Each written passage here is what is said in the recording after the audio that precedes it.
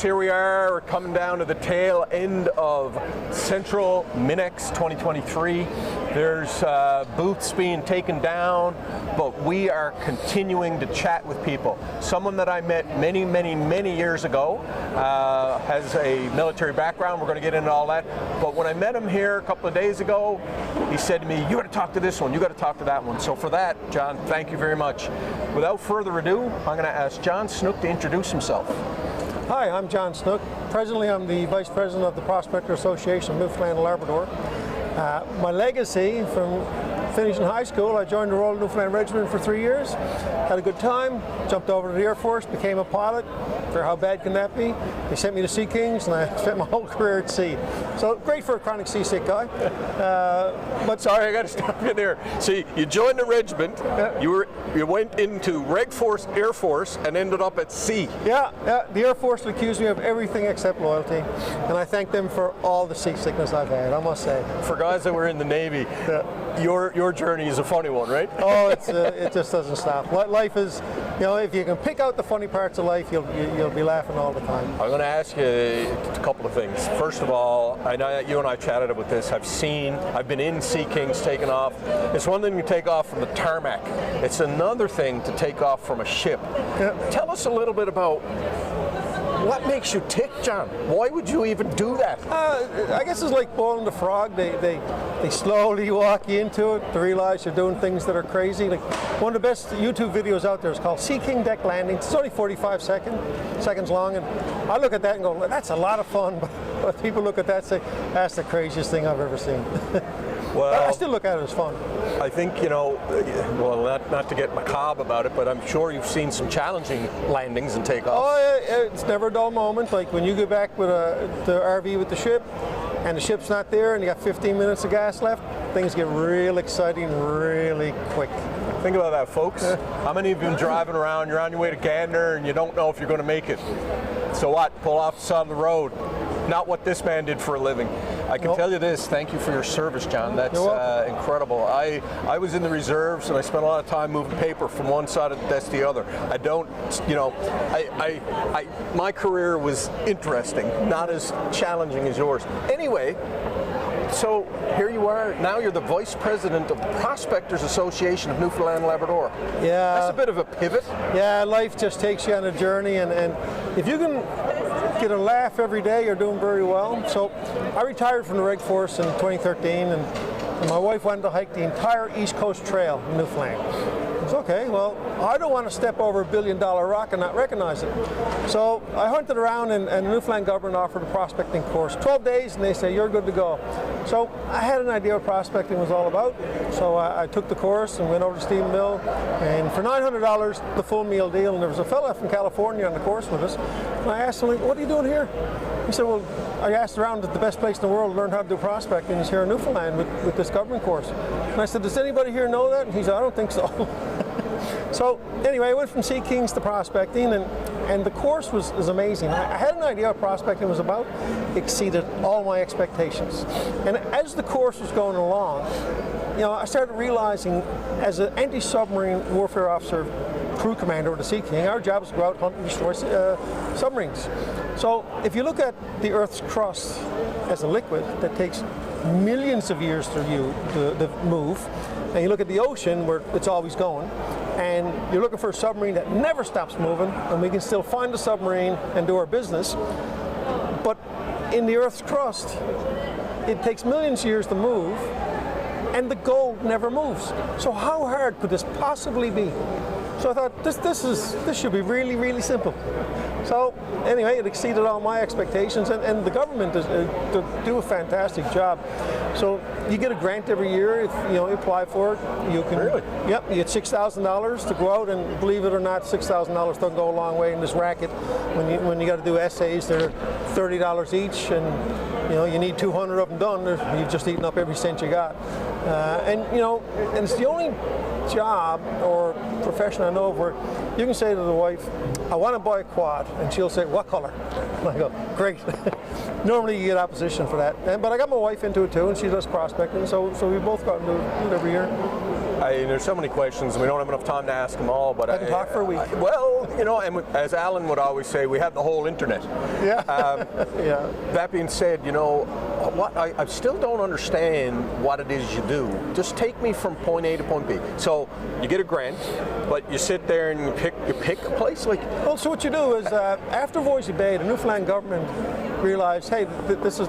We've got multi-billion-dollar resources here, and we don't manage it very well. So they digitized everything back to 1929. Like Noranda in the 60s and 70s did hundreds of millions of dollars worth of work, and some people never read those reports. And I'll give you an example. Like 2 years ago, I was reading a report, 400-page long report. It's all online. You can just do all your prospecting online. And the second last page said, on this property, they found a high anomaly of gold. They're looking for copper, but they found a high anomaly for gold. Recommendation of the geologist was go back and look for the gold. 70s, 80s, another company came along, found a high anomaly of gold. Recommended go back and look for the gold. 90s, another company came along, found another high anomaly of gold. Recommended to go look for the gold. You know what they never did? Look for the gold. So I went click, click, click, drag and drop, gave them my visa number, and I own the minerals. Now I got to find it. And that's prospecting in a nutshell.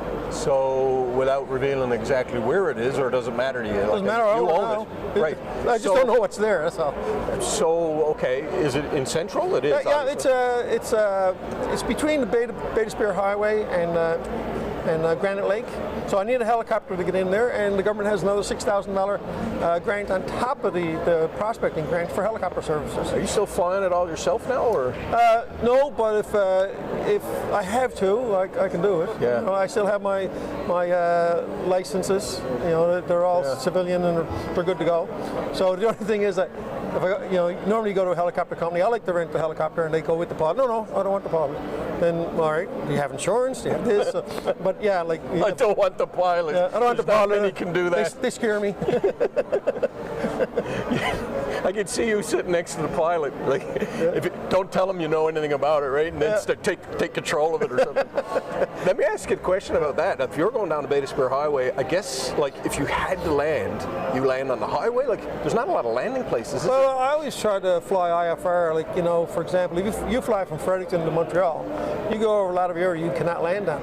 But if you just keep a highway close to you or something you can land on, so you always got to have a plan B when you fly a helicopter. And my rule of thumb was I never tried to fly higher than I wanted to fall. Right. And that sounds pretty funny, but it's all based on a few reports I read from the 60s of the U.S. Navy where when they had a catastrophic gearbox failure, the first indication of it, they had 30 seconds of usable rotor. So if you're flying along and you're within 30 seconds of landing, hey, it's not a big deal. No. Who cares if the transmission fails and you're on the ground? When you're not, you got to worry about it. So have you been down in that area yet, or is this a new? No, I've been down there. Yeah. And you've flown down, or you've driven down? We've only did just a survey just to see how to get in there, check out the woods roads, the paths, and all that stuff. So you're going to be busy over the next few years, by the sound of it. I'm busy every June. Yeah. I try to have July and August, but for myself. But for the winter, you do all your studying, you do all your reports, you investigate stuff. You go to shows like this, and you compare notes with other prospectors, and you can go look at the historical people who've had that claim. Look at the work they've done. Most of those people are here. You can go talk to them, ask them about it. And the thing about the Prospectors Association, like everybody mentors everybody else. So if you got a question and they can't answer, they'll find the answer for you. And everybody, it's amazing how supportive they are. So you've been around prospecting how long now? I started in 2014. Wow, you're a bit ahead of the curve, certainly for the gold rush that's happening here now. I'm riding that wave. How excited are you? I'm happy. Yeah. So the number of prospectors now in your association, you have a number? We're up around 300. Wow. Normally, like there's only probably a dozen people do it full time. Like I would be doing this full time. So in the winter time, in February, when it's not fit to go outside, I'll do the real exciting thing, the read a geology report with really big words in it that I don't understand. And you stay awake the whole time that you're reading all this stuff? I caffeinate myself through it normally, yeah. John, it's a fascinating journey you've had, from flying helicopters, Sea Kings off the back of ships, to now you're prospecting in Newfoundland. But I can tell you, if we were to summarize this for anyone watching this show in particular, and the feeling of optimism, it's palpable, wouldn't you say? Well, we're sitting on, we're at a show now that's actually on top of a gold deposit. And we're probably in the most lucrative gold district on the planet right now. And the only problem with that is the only people don't know the Newfoundlanders. Everybody else in the world knows what's going on here. Well, we heard Eric Sprott talk about that, didn't we? Yeah. He did say, if I remember correctly, that this is potentially the biggest gold deposit in the entire world, Yep. right? That's huge. Yeah, they're coming out with crazy numbers. Like if you have 10,000 parts per billion, of gold, that's a gram of gold per ton of rock. And they're coming out with hundreds and thousands of parts per billion. It's nuts. Well, when a man like Eric Sprott puts his money where his mouth is, I've heard estimates of $200 million of his own money in Central. He's invested. He put a list up today of all the companies invested in. I don't know how many were there, 25 or something. Yeah. Like, this is serious stuff. Anything else you want to say to anyone watching at this point? For now, as you go through life and opportunities cross your path, it's important that you recognize them. And if you ever find yourself, one quick announcement: the silent auction is closing for Clyde Drew's if you're sculpture here in a few minutes. So we have 5 minutes left. If anybody wants to get a bid in, come on up and do so. Thank you. if an opportunity crosses your path, like saying yes, something could happen, but nothing will happen if you ever say no. And I always look at it, if I can I have a laugh doing that? Can I have a bit of fun? And if I can, we're in, all in. And it just never stops. And every now and then you just might get a little successful. Who knows? Well, John Snook, helicopter pilot, came from the regiment to the Air Force, stayed in the Air Force, Pretty well. but spent most of his career on ships. Yeah. I tell you, it's been a pleasure knowing you, and I look forward to seeing where you take this prospecting Yeah. business. Thanks. Thank you. There's never a dull moment in life, I tell you.